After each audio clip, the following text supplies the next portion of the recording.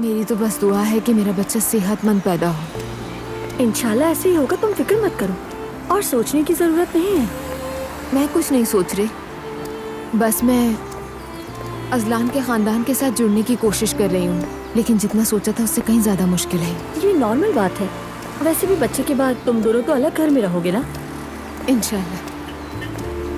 अच्छा 1 मिनट रुको, क्या दुआ करना चाहोगी? हाँ बिल्कुल, तो चलो।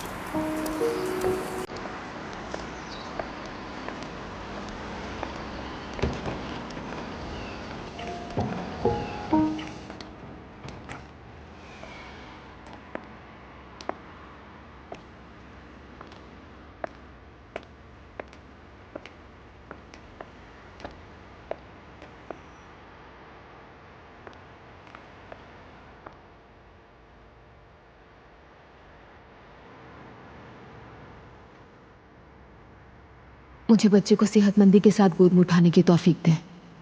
अजलान के साथ उम्र भर खुश रहूं, हमारे खानदान के मसाइल खत्म हो जाएं, हर कोई बहुत अच्छी तरह बात करे। दुआ कबूल फरमा।